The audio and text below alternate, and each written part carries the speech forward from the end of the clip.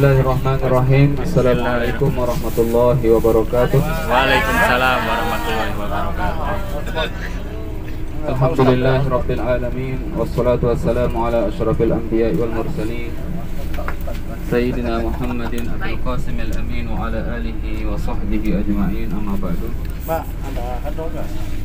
Itu di foto posisi.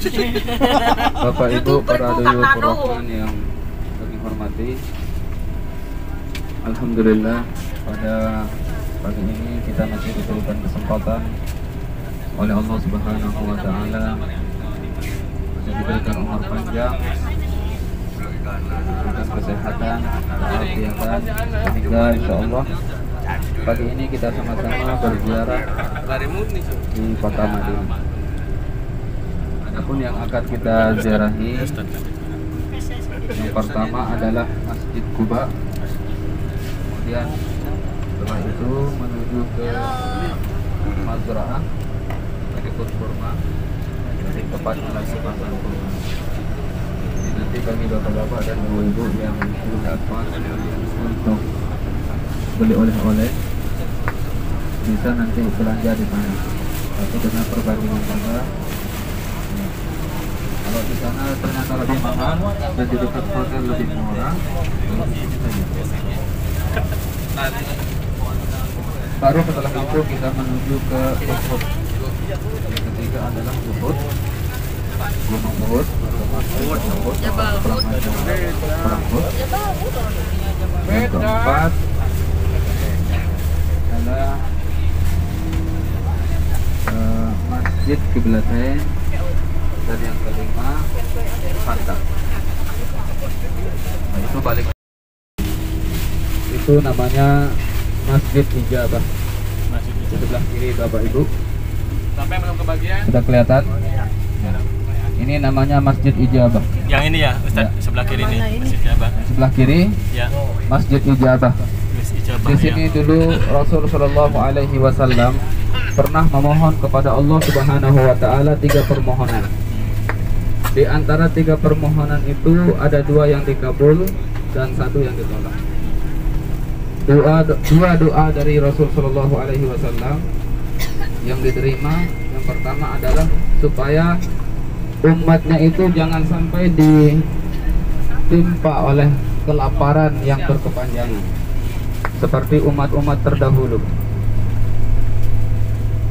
yaitu pada masa Nabi Yusuf alaihissalam di Mesir dulu sampai 7 tahun kaum terdahulu tidak bisa makan dengan enak gitu.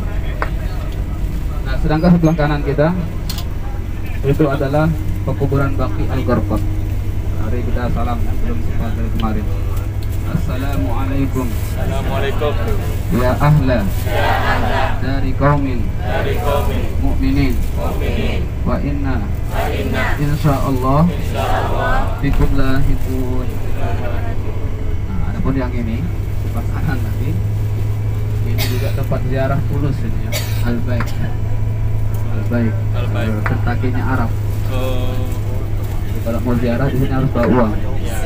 Jadi ziarah Pulus ya, Ustaz. Ziarah Tulus Ya, namanya itu. betul. Nah, Siapkan. oke. Jadi yang pertama tadi di Masjid Ijabah itu Rasul Shallallahu Alaihi Wasallam meminta agar umatnya itu jangan ditimpa oleh kelaparan yang berkepanjangan. Kemudian doa yang kedua yang beliau panjatkan supaya jangan sampai umatnya itu diazab seperti kaum terdahulu ditenggelamkan oleh air bah. Tapi kaumnya Nabi Nuh alaihi salam itu dikabulkan oleh Allah Subhanahu wa taala. Kemudian yang ketiga, permintaan yang tidak dikabulkan oleh Allah supaya umatnya itu jangan sampai terjadi fitnah di antara mereka, jangan sampai saling membenci. Nah, jadi ini ditolak oleh Allah Subhanahu wa taala. Karena dulu ketika Nabi Adam alaihi salam diturunkan, dikeluarkan dari surga oleh Allah, Allah berfirman kepada Nabi Adam, "Qulna bitu ba'dukum li ba'din adu." walakum fil ardi mustaqarrun wa mata'un ila hin, kata Allah. Qulna ihbitu, kami katakan kepadamu wahai Adam, ihbitu, turun, keluar dari surga ini. Lantaran Nabi Adam dilarang oleh Allah untuk mendekati sebuah pohon yang kita kenal dengan pohon khuldi, pohon kekekalan begitu. Tapi Nabi Adam dibujuk oleh istrinya Hawa untuk mendekati buah pohon itu. Maukah kalian kekal di surga ini wahai Adam?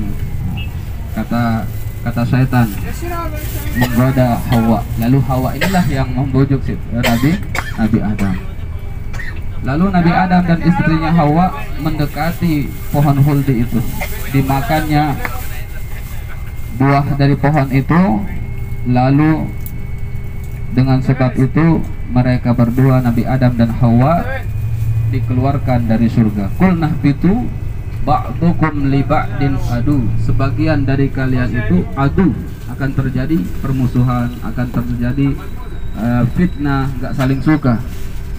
Buktinya sekarang kita beda kelompok saja kita nggak saling tegur sapa, apalagi musim kampanye ya. Nah, beda pilihan ini, dia pilih itu nih, gak usah sama dia. Nah, itulah kita, beda partai, beda pilihan, nggak saling tegur sapa. Itu sudah fitnah di antara kita. Qulna ihbitu ba'dukum li ba'din adu walakum fil ardi mustaqarrun wa mata'un ila hin.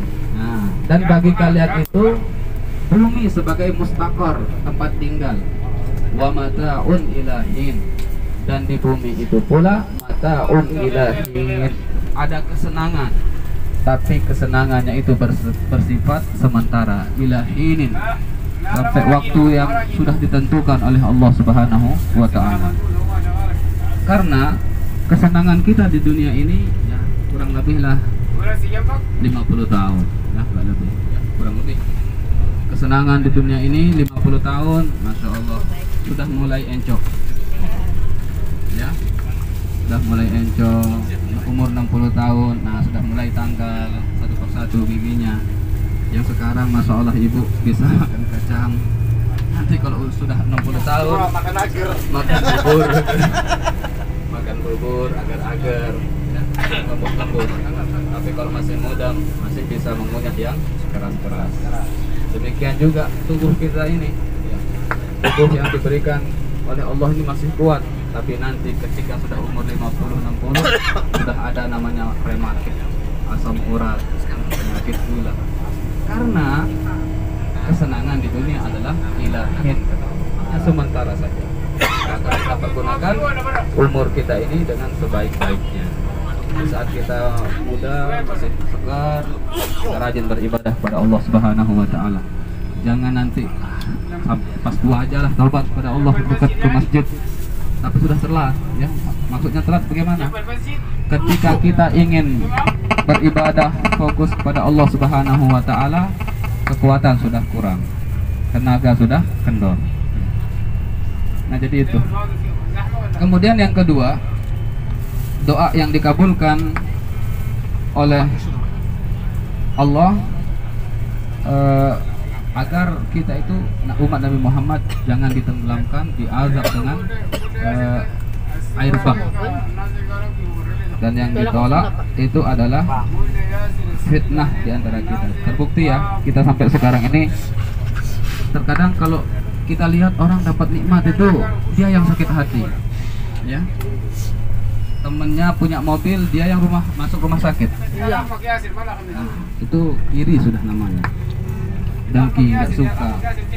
Lihat saudaranya punya nikmat ya, punya diberikan keluasan rezeki oleh Allah Subhanahu wa ta'ala, dia yang sakit hati.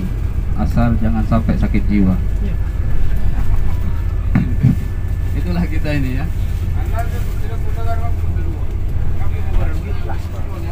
Yang mudah-mudahan kita diberikan hati oleh Allah Subhanahu wa ta'ala. Kita latih hati kita ini untuk merasa cukup ya. Dianugerahkan hati yang hati itu bisa merasa cukup dengan pemberian Allah Subhanahu wa taala. Karena ketika hati ini sudah merasa cukup dengan apa yang kita punya, maka itulah orang yang kaya. Itulah orang yang luas rezekinya. Orang yang luas hatinya, lapang hatinya, bisa menerima apa-apa yang diberikan oleh Allah. Entah itu sedikit, tetapi kalau hati yang lapang, walaupun sedikit akan merasa banyak, akan terasa banyak.